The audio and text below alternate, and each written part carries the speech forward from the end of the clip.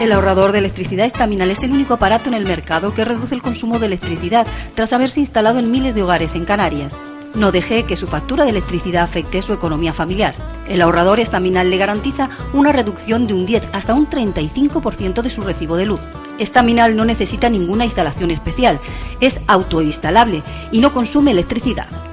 Diga basta al excesivo consumo de electricidad y llámenos al 928-481-249. Reduzca hasta un 35% de su factura de electricidad. Estaminal, su seguro de ahorro.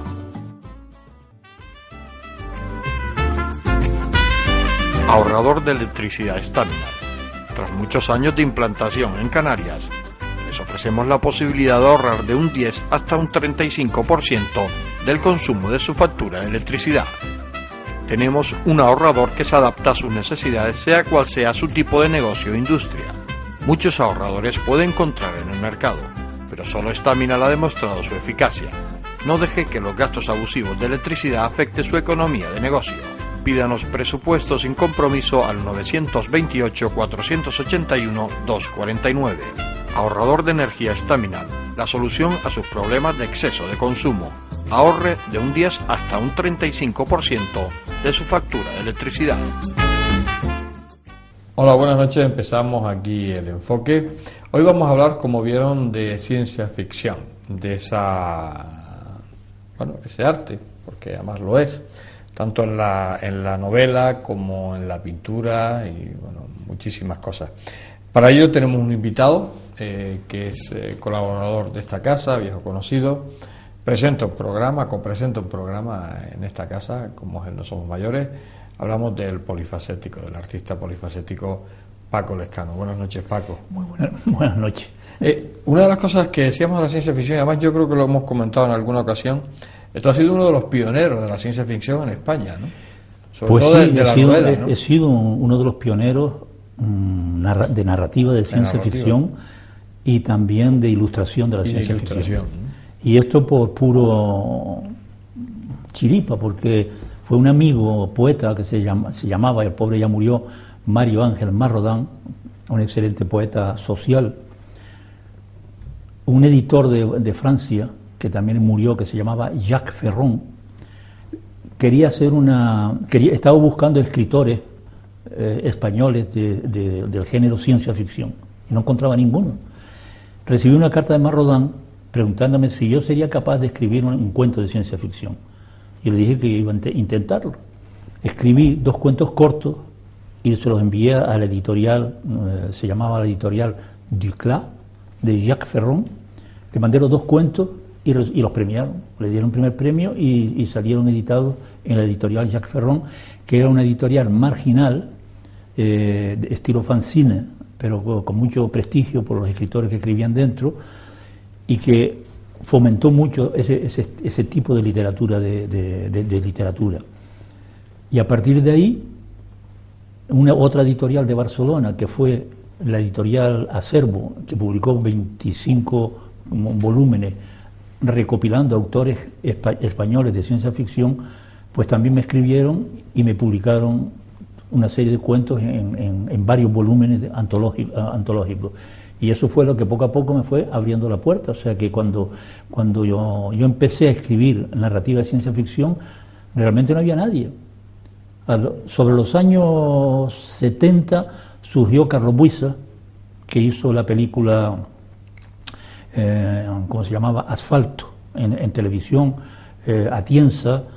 Empezaron a aparecer 4 o 5 y se formó un pequeño grupo en Madrid que editaba también una revista a multicopista, con todo el peligro que eso representaba en la época de Franco, porque tener una multicopista era las vietnamitas que le llamaban. Claro, era subversiva. Y en el piso de Carlos Buisa en Madrid editábamos también una revista dedicada exclusivamente a la ciencia ficción. O sea que sin pretender presumir, efectivamente he sido uno de los introductores de la ciencia ficción en España, y he tenido la suerte que es que como autor también me reconocieran después en el extranjero, porque muchos cuentos míos luego ya fueron traducidos al italiano y fueron también traducidos al francés.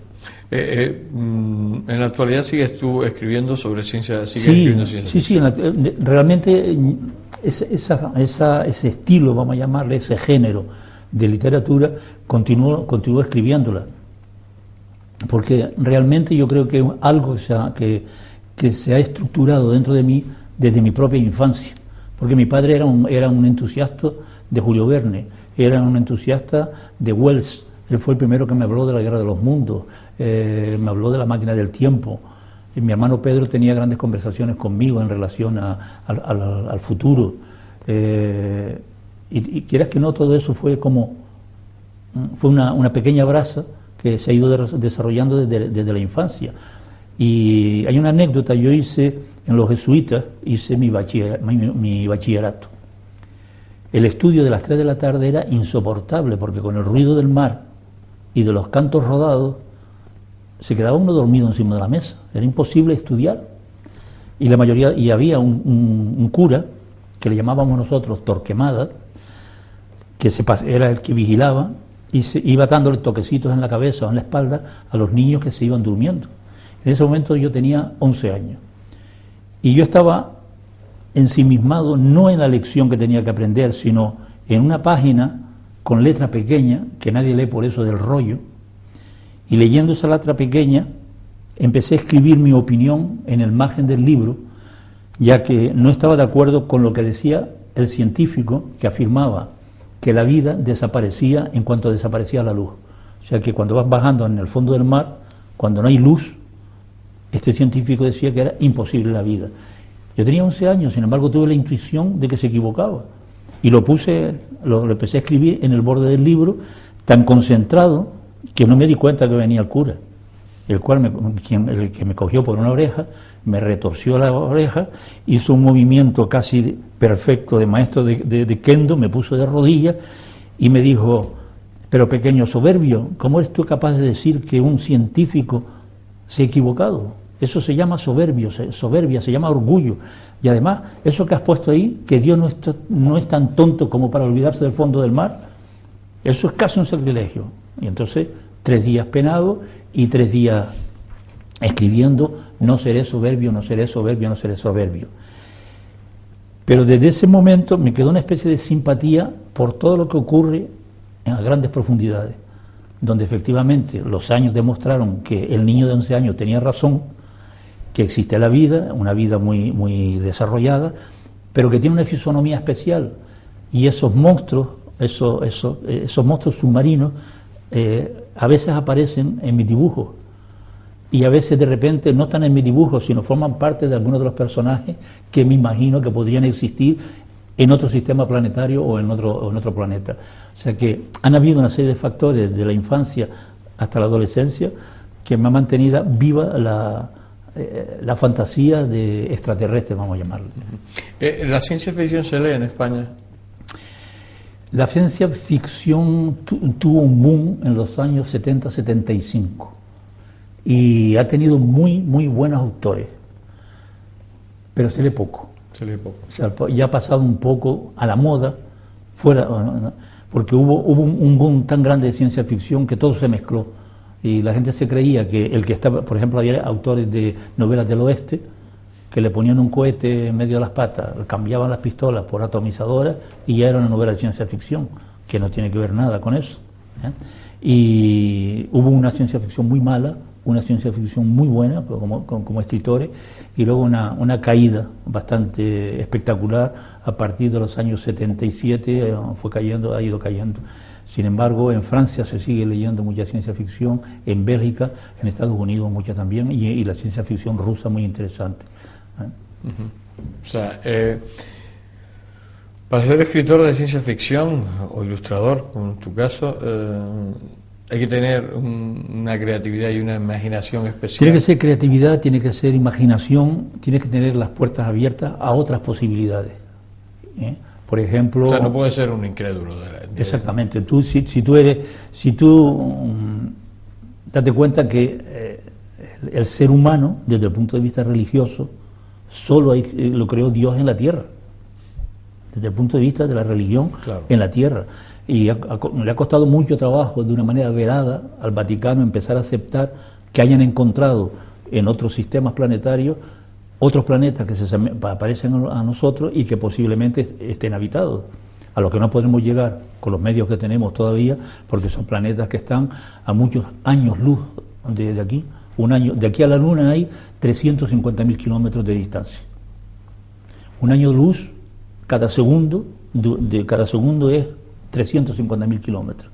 O sea, empieza a multiplicar los segundos que hay en un año por 350.000, eso sería pues estaríamos viajando toda la vida para llegar ahí, ¿no?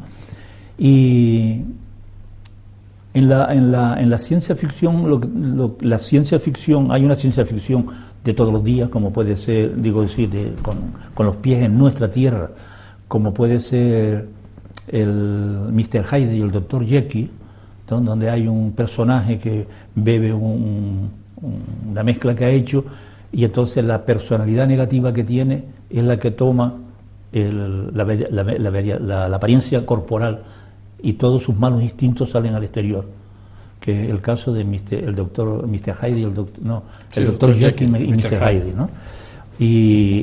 O tenemos también el monstruo de Frankenstein, también ocurre aquí, pero luego ya empieza uno a imaginarse otras situaciones. ¿Qué pasaría si en otro planeta, en lugar de ser las personas, en lugar de ser como nosotros, de carbono como base, lo fueran de silicio, que el silicio y el carbono son paralelos? Si nosotros nuestra materia orgánica es a partir del carbono, ¿por qué no? A lo mejor hay una materia que parte a partir del silicio. ¿Y cómo sería esa gente? Pues a lo mejor son transparentes. ¿Y cómo sería una civilización de gente transparente, ¿no?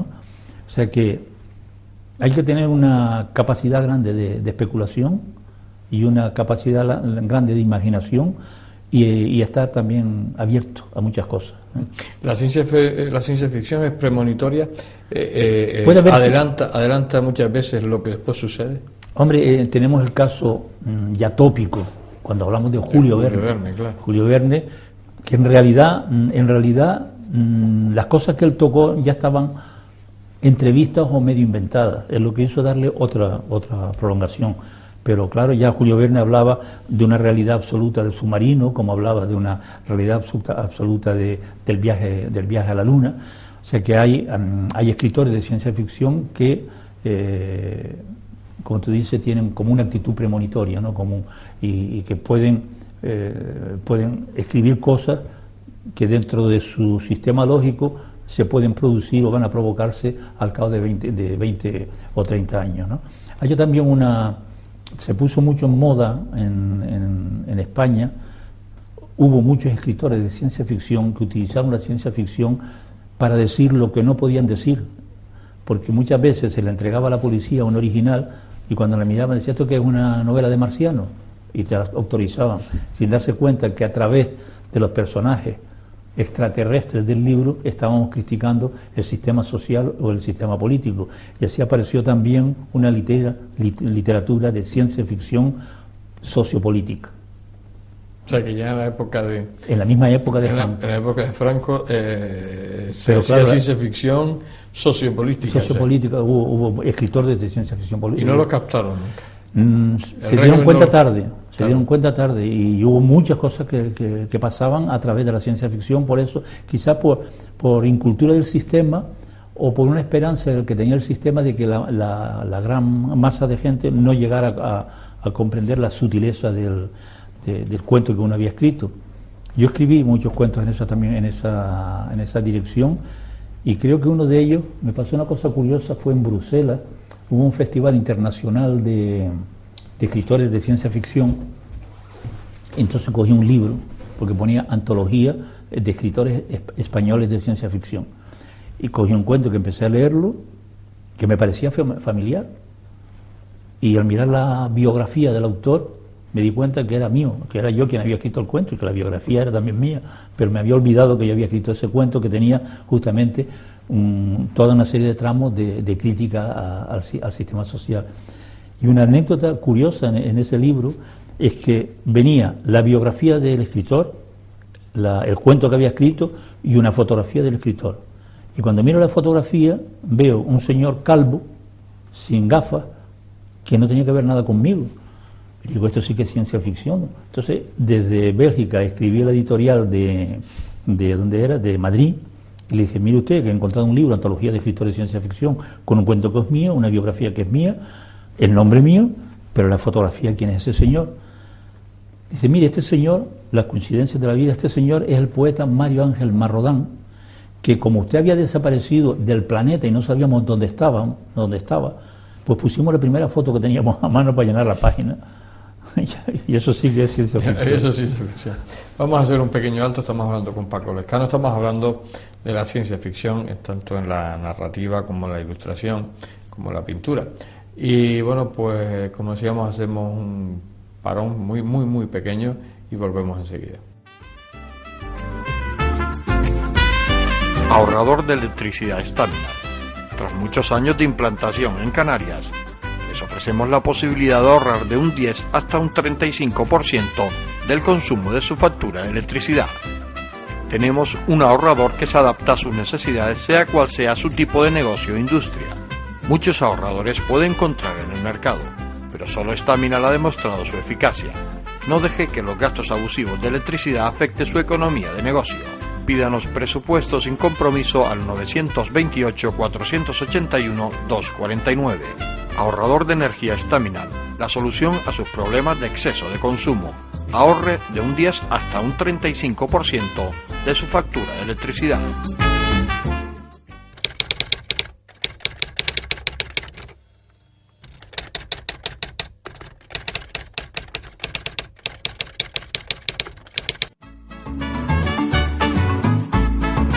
El ahorrador de electricidad Staminar es el único aparato en el mercado que reduce el consumo de electricidad tras haberse instalado en miles de hogares en Canarias.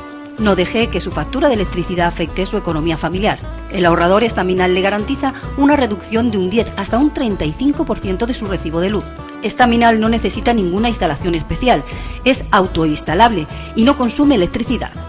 Diga basta al excesivo consumo de electricidad y llámenos al 928-481-249. Reduzca hasta un 35% de su factura de electricidad. Staminar, su seguro de ahorro. Seguimos aquí en El Enfoque, seguimos hablando de ciencia ficción, seguimos con Paco Lescano. Bueno, Paco, que como decía al principio del programa, es polifacético, es un artista, bueno, pues que prácticamente, ha hecho de casi todo dentro del arte, pintar, escribir, bueno, yo qué sé, algo te ha faltado por hacer, Paco, porque tú siempre has tenido muchísimas ideas de hacer cosas. No es que haya hecho, vamos a ver, no es que haya dejado una cosa para hacer otra, no es que... Siempre te has complementado. Sí, tú imagínate una mano, tenemos 5 dedos, puedes manejar la mano entera o con un dedo empujar una cosa. O sea que realmente, con eso te quiero decir que pinto, de acuerdo, escribo ciencia ficción, poesía, fotografía submarina, el teatro, todas las actividades son siempre de carácter artístico y culturales, o sea que están conectadas. Ya lo expliqué una vez que a lo mejor pintando un cuadro se me puede ocurrir la idea para un poema, o haciendo un poema lo puedo trasladar en 3 dimensiones a un cuadro, o las dos cosas me pueden dar origen a una escultura. Ahora mismo tengo una serie de esculturas todas de carácter de edificios, de aspecto fantástico, lo que toca también la ciencia ficción en arquitectura, y las estoy fotografiando para trabajar sobre esas estructuras en dibujo e integrarlas después a un espacio en los cuadros. Pero lo primero hice la escultura. La escultura en solitario, de repente pensé, esto estaría bien en un paisaje. Y ahora estoy trabajando pintura, donde esas esculturas van a estar integradas en el paisaje. Una de tus últimas facetas ha sido la de presentador de televisión. ¿Cómo te has sentido? Porque además seguiremos hablando de la ciencia ficción, pero bueno, es una pregunta porque llevas, yo creo que este es el tercer año, ¿no? Sí. ¿Cómo te has sentido como presentador de televisión, como copresentador? Es que la verdad, no sé si es que el hecho de tener tablas, porque el haber hecho teatro antes y haber tenido esa compañía con se llamaba la compañía, se llamaba la Troupe de Badasac, hemos viajado por toda Europa. Y incluso yo en esa compañía yo hacía de actor, pero también escribí alguna pieza e incluso me ocupaba de hacer el decorado y me ocupaba también de hacer ciertos efectos especiales y una parte de la música, que eso no lo hemos tocado, pero ya lo verás, y una parte de la música del espectáculo. O sea que ya vengo con unas tablas, o sea que verme sentado dentro de una cámara, pues mira, como si estuviera en mi casa, ¿no? De todas formas, con los compañeros que tienes, te lo pasas bien, ¿no? Claro, y los compañeros que están ahí somos amigos, estamos en una tertulia simpática, como quien está en el café, no estamos engolados, nos permiten, si uno se equivoca, decir, oye, que te has equivocado, que no es ese nombre, que es el otro.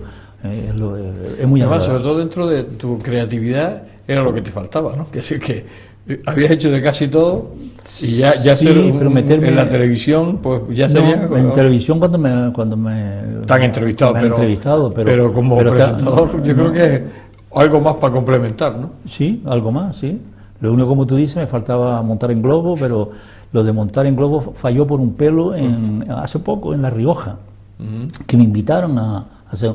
Hombre, Lescano, ¿a ti te gustaría viajar en globo? Le digo, ¿cuándo? Me dice, mañana. Y al día siguiente, pues habían como 12 globos de especialistas, de grandes navegadores que tenían sus permisos, su carnet y tal, preparados para despegar, pero fueron las autoridades militares que no nos dejaron, no nos dieron el permiso para despegar. Las razones no las sé, pero ahí estuvimos hasta lo menos las 9 de la noche, ya se hizo de noche y no íbamos a despegar. Vinieron las autoridades, representantes del aeropuerto, con un pretexto, con los otros. No sé si tendrían miedo a lo mejor que pasara algo, que éramos terroristas, yo qué sé, que íbamos a tirar, como teníamos que pasar sobre Logroño, que estaba en fiesta, a lo mejor pensaban, esto irán a hacer una gamberrada, ¿no? O sea que ese es un proyecto que lo tengo ahí, pero y bueno, que espero que un día u otro también lo puedas realizar. Claro. Y luego la ciencia ficción también, mucha gente tiene que quitarse, que es la idea de la joven damisela que corre y la persigue un monstruo para comérsela y después llega el héroe con un láser y mata al monstruo, ¿no? Es más complicado y más complejo que eso. La tecnología ha estropeado mucho, ha mejorado el espectáculo de ciencia ficción, pero ha estropeado el fondo. El fondo de la película generalmente no hay ningún fondo y hay mucho espectáculo. Ves una enorme diferencia entre una película, la primera que se hizo, que se llamaba La Mosca, y la última, donde los efectos son espectaculares, pero el lado humano de esa persona que por accidente se queda con la cabeza de una mosca y la mosca con su cabeza, hay un aparato donde ha inventado un aparato que le permite transferirse, ¿no? Hay un proceso de desintegración y luego se reintegran los átomos en el otro aparato. Está haciendo los experimentos, pero se mezcla con una mosca que entra en el aparato. Lo que quiere decir que luego sale él con una cabeza de mosca, pero la mosca tiene su cabeza. Y ahí no juegan tanto con el horror, juegan más con el drama psicológico de la persona que se ve con una cabeza de mosca. Y el drama de la mujer cuando descubre que su marido ya no es su marido, sino que es mitad mosca, mitad hombre, o sea, es un hombre pero con cabeza de mosca, y termina por matarlo, porque aquella cosa no es su marido, lo mata. Y hay un detective que viene a investigar, ella le explica lo que ha pasado, el detective dice: eso es un asesinato. Y van al jardín a hablar, y cuando están hablando en el jardín ven una tela de araña con una mosca que tiene la cabeza del marido, que está gritando porque lo va a atacar una araña. Entonces el detective tira una piedra y mata a la mosca que tenía la cabeza del marido, y ahí se queda. Dice: bueno, ¿quién cometió el crimen? ¿Yo que maté una mosca con la cabeza del marido, o ella que mató al marido con la cabeza de una mosca? Se queda esa duda metafísica flotando ahí, ¿no? Y otra película que es extraordinaria, donde el factor humano cuenta mucho, es Blade Runner, ¿no? Blade Runner, sí.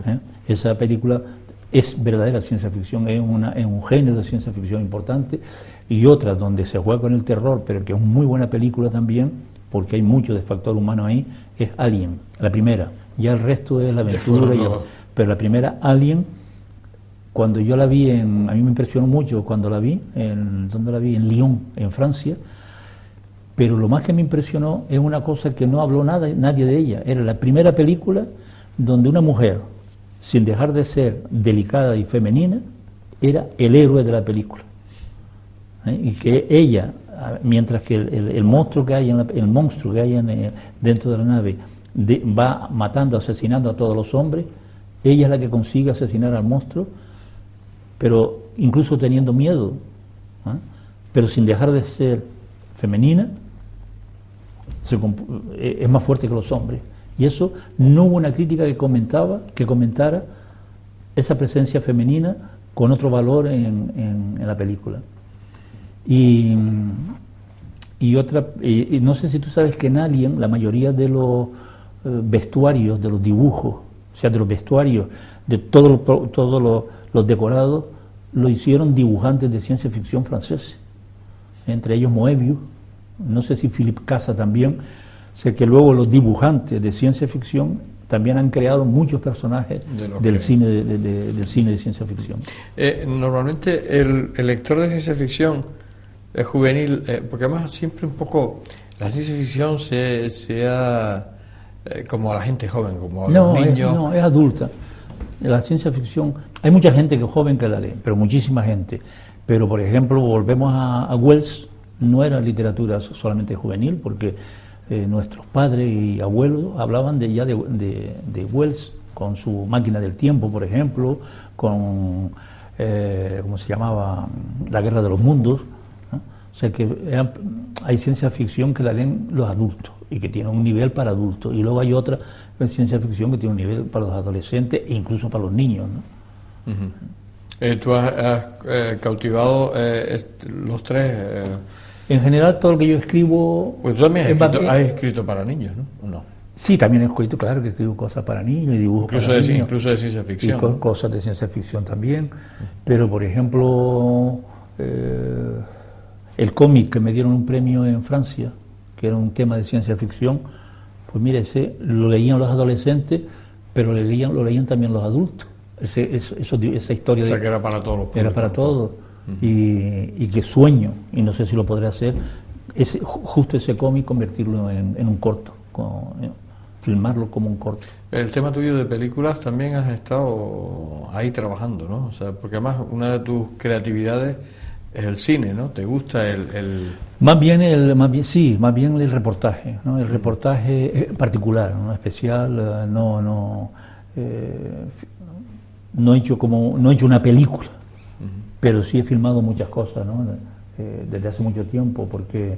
Bueno, de hecho en el programa de No Somos Mayores hemos tenido la posibilidad de ver muchos trabajos de él en Francia, muchas grabaciones tuyas en Francia. Yo que filmaron en Francia, pero luego he filmado muchas cosas también de teatro, he filmado muchas cosas de manifestaciones sociales o políticas en Francia. Una vez el Partido Comunista me llamaron para que filmara un congreso del Partido Comunista en París, y unos me presentaban como el anarquista español, otros me presentaban como el comunista español, total que ni era anarquista, ni era comunista, era yo, ¿no?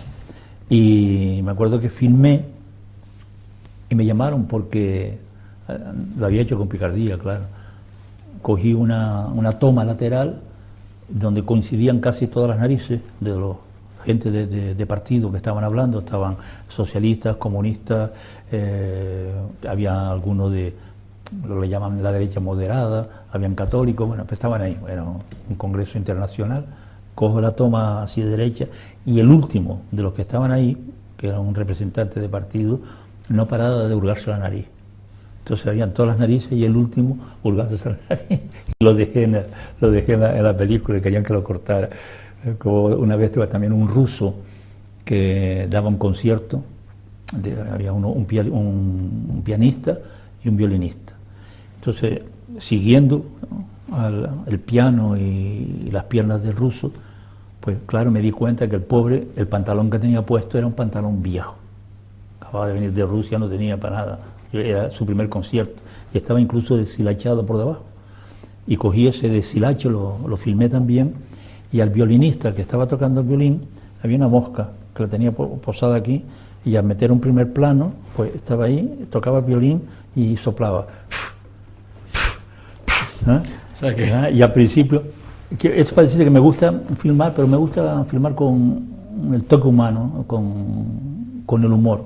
O sea, que la gente sepa que no pasa nada. Si hay una mosca, tiene uno que soplar, o sopla. Y si no tenías un pantalón que ponerte, pues muy bien, que la gente se entere que no tienes dinero para comprarte un pantalón porque vienes de Rusia y no tiene ni un duro.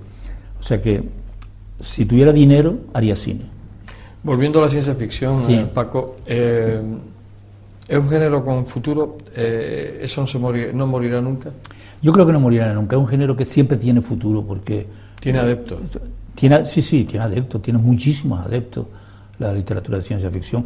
Tiene menos que lo que podía tener hace unos años porque eso fluctúa mucho, ¿no? Como ahora mismo tiene la literatura, ¿cómo le llaman? Negra, que ahora está a la moda y todo el mundo hace literatura negra, ¿no? Pero la literatura negra la conocemos desde hace muchos años, claro. Tuvo una caída y ahora resurge. Con la ciencia ficción pasa exactamente, porque antes que hablaba, tú tienes por ejemplo Aldous Huxley, que escribió El Mundo Feliz, Mono y Esencia, que son ciencia ficción hiperadulta. Claro. O sea que siempre habrá gente que reflexione sobre el futuro o que reflexione sobre el presente desde un ángulo humanístico, decir, bueno, ¿y qué pasaría si ocurriera una epidemia donde todo el mundo se queda ciego en el país, sistemáticamente? Eso podría ocurrir, y entonces puede hacer un análisis de una sociedad que por un virus se queda toda la sociedad ciega y tiene que aparecer una sociedad nueva donde no funcionan sino los ciegos. O sea que la especulación, el futurismo, yo creo que estará siempre ahí, sí. Bien, vamos a hacer un alto, volvemos, dentro de segundos y seguiremos hablando con Paco Lescano. Ahorrador de electricidad Staminar. Tras muchos años de implantación en Canarias, les ofrecemos la posibilidad de ahorrar de un 10 hasta un 35% del consumo de su factura de electricidad. Tenemos un ahorrador que se adapta a sus necesidades, sea cual sea su tipo de negocio o industria. Muchos ahorradores puede encontrar en el mercado, pero solo Staminar ha demostrado su eficacia. No deje que los gastos abusivos de electricidad afecten su economía de negocio. Pídanos presupuesto sin compromiso al 921-481-249. Ahorrador de energía Staminar, la solución a sus problemas de exceso de consumo. Ahorre de un 10 hasta un 35% de su factura de electricidad.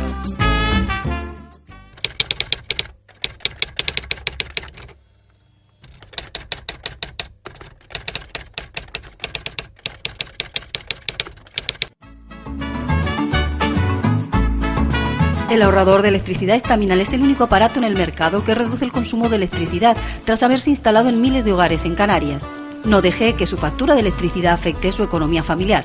El ahorrador Staminar le garantiza una reducción de un 10 hasta un 35% de su recibo de luz. Staminar no necesita ninguna instalación especial, es autoinstalable y no consume electricidad. Diga basta al excesivo consumo de electricidad y llámenos al 928-481-249. Reduzca hasta un 35% de su factura de electricidad. Staminar, su seguro de ahorro.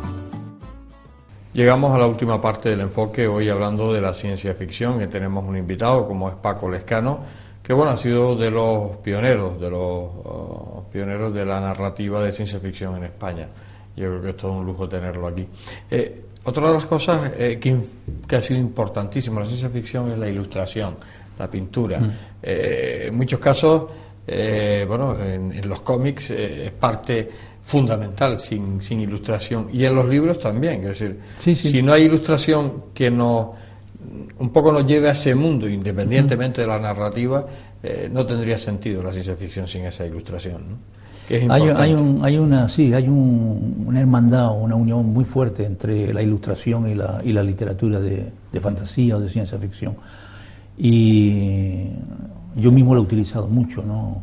Mucho. Ya, porque además en tu caso coinciden las dos cosas, en mi que caso es el escritor y el ilustrador, porque en la mayoría de los casos el escritor no tiene nada que ver con el... No. Y eso yo creo que ayuda más, ¿no? Porque tú sabes de qué va la historia a la hora de ilustrar, porque tú eres el que la ha creado, ¿no? Así, bueno, me facilita cuando vas a dibujar, eso sí, porque estás dibujando el personaje que estás viendo en tu imaginación, en la literatura. Pero tú sabes que como pintor, yo pinto, no vamos a decir de todo, pero que tengo como varias ramas, ¿no? Una rama que tiene los pies en el suelo y otra que delira, ¿no? Y otra rama intermedia que vamos a llamarle rama sociopolítica o social. Y últimamente lo que he hecho es trabajar mucho con esto que yo le llamo viajes por ultramundos. Claro. La gente, diríamos que la pintura de ciencia ficción, por llamarlo de alguna manera, la gente le gusta, la gente adquiere esos cuadros. Ya no hablo de la ilustración. Depende, hay países donde gusta mucho más. Por ejemplo, todo lo que es el tema ciencia ficción, fantasía, ópera ficción, que le llaman también ciencia ficción ópera, en Francia tiene es muy fuerte, y una gran aceptación por el público, porque incluso grandes dibujantes especializados en el género y autores de cómic, como es por ejemplo Vidal, los cuadros de Vidal, que son una maravilla artística, los pagan a fortuna actualmente. O sea que luego en España es más flojo. En España no hay tanta... en la gente joven sí. La gente joven, porque yo hice una exposición de ese estilo en el SIC hace 2 años, y una cosa que me sorprendió es la cantidad de jóvenes que vinieron. Y hoy entre la gente joven, muy joven, sí hay una gran afición por todo Pero bueno, eso es un buen síntoma, ¿no? Porque si esa gente joven le seguirá gustando a medida que pasen los años, pero ¿no? Sí hay cuando sean adultos, ¿no? La hay, y tal vez influido por los juegos vídeo, donde hay mucha ciencia ficción, por el cine actual que juega mucho con la ciencia ficción y la espectacularidad de la tecnología. Y bueno. Tú, como ilustrador de ciencia ficción, ¿has trabajado para otros escritores para ilustrarles ¿O siempre has hecho en tus propios libros la ilustración? No, siempre he hecho en mis propias, o sea, que yo me acuerde ahora, espérate, no, lo que he hecho a veces es colaborar en otras, hay revistas italianas que la portada han sido un dibujo mío, ¿no?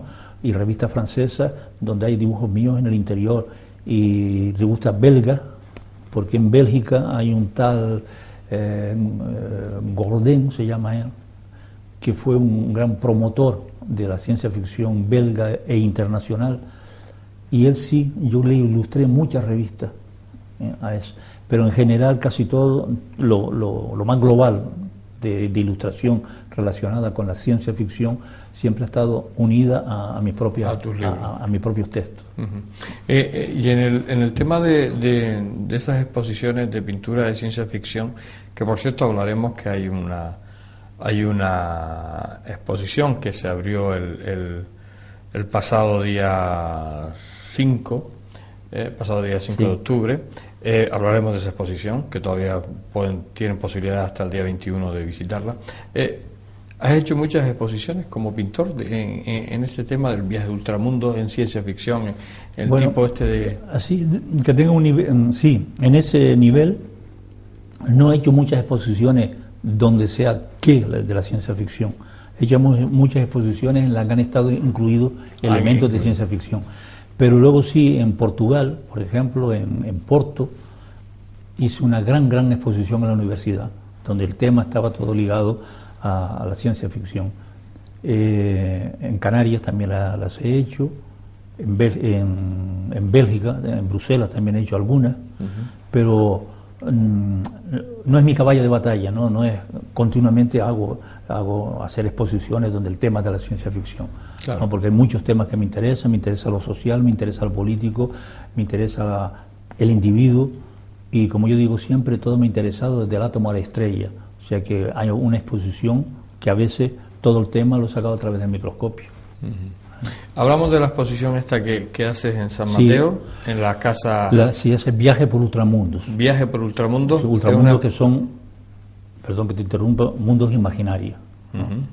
En eso, ¿cuántos cuadros están en esa exposición? Hay 23. 23 cuadros. 23 cuadros medianos y una mayoría que suelen tener cuadros de 90 centímetros por 1 metro. Y ahí lo que he hecho es pues imaginarme personajes, seres, plantas o paisajes que quizás existen en otra parte. Porque claro, tú imagínate aquí en la Tierra, solamente el hecho de vivir en África o vivir en China, o sea, nacer en China o nacer en África, las diferencias que hay entre un negro y un chino. Quiero decir, diferencias físicas, solamente entre África y China. Mira las diferencias enormes que hay entre la vida marina, submarina, y luego la vida que hay a gran profundidad, porque es un sistema donde hay 2 sistemas o 3 sistemas debido a la presión, ¿no? Pues imagínate la diferencia que puede haber orgánica o en apariencia en seres inteligentes que se encuentran a años luz de nosotros, que pueden estar ahí incluso teniendo en lugar de un sol, 2 soles. Pues toda la estructura orgánica es muy difícil que se iguale a la nuestra. O sea, si sobre la Tierra nada más que nos movemos y ya no es igual un andaluz que un holandés, pues imagínate si viviera gente en la Luna sería completamente diferente a nosotros. Y si va más lejos, yo siempre he imaginado que todavía habría mayor diferencia. Y ese lado de imaginación es el que me hace a veces pues transformar los personajes, darles apariencia. Claro, apariencia que a nosotros nos pueden aparecer una apariencia, es decir, le han dado apariencia de monstruo. Digo, no, porque a lo mejor si ese personaje existe, yo tengo la apariencia de monstruo, no él. La técnica que utilizan en estos cuadros, en esta exposición... La técnica es una técnica que vamos a llamarle mixta. Mixta. Esa técnica mixta quiere decir que el óleo, la acuarela, la tinta china están juntas, pero al mismo tiempo hay técnicas tradicionales, como puede ser ciertos colores mezclados con clara de huevo, hay técnicas olvidadas, abandonadas, que yo he recuperado buscando a través de los archivos. Luego hay técnicas, hay tierras o minerales que han sido molidos, y luego hay técnicas que yo he inventado, o como dije el otro día, he reinventado, ¿no? Que he redescubierto. Y la mezcla de todas esas técnicas, no mezcladas de una manera experimental, a ver lo que sale, no, tienes que saber lo que hace, si no eso se cae al poco tiempo, ¿no? Bueno, una cosa que siempre para mí ha sido una pasión también desde mi infancia es la química. Entonces creo que tengo una preparación química que me permite también saber que si mezclo un componente de plata con otro color me va a ennegrecer el blanco, ¿no? Y entonces también juega el conocimiento que tengo de los minerales, de las tierras o de los materiales. Hemos llegado al final. La exposición va a estar hasta el día 21. Y está en la Casa de la Cultura en San Mateo. En San Mateo se llama siempre se me olvida el nombre. Bueno, está al lado de la iglesia. Justo detrás del ayuntamiento. Sí. Justo detrás del ayuntamiento, o sea que no tiene pérdida. No, además es muy conocida. Es muy conocida, que es una sala de exposiciones del ayuntamiento de San Mateo. Ahora mismo siempre me equivoco el nombre con la Calandreta, y no tiene que ver nada, porque la Calandreta es otra cosa, ¿no? Vamos entonces a decir que está detrás justo del ayuntamiento, la sala de exposiciones de este ayuntamiento de San Mateo, y ahí hasta el día 21 va a estar la exposición de Paco Lescano, Viaje a Ultramundo, y bueno, merece la pena pues darse un saltito y bueno, y si adquiere un cuadro, pues mejor todavía. Mejor todavía para Paco. Pero en fin, tú sabes que yo, si me lo truecan, que si lo cambio por algo que me interesa, también lo cambio. O sea que se admite el trueco. Paco Lescano, bueno, gracias por estar aquí. Bueno, pues desearte lo mejor con la exposición y que bueno, que sigas con nosotros durante mucho tiempo, que te valoramos en tu justa medida en el programa ese que tú copresentas con Pedro de Pablo y soy la Tejeda, pues que sigas. Que voy a decirte muchas gracias y también muchas gracias a la gente que ha estado ahí oyendo. Bueno, y las que vayan a la exposición. Y mucho más a los que vengan a la exposición. Por eso, o sea que ahí tienen una cita con Paco Lescano. Señores, hemos terminado. Gracias por estar ahí. Les espero la semana que viene aquí en El Enfoque. Hasta siempre.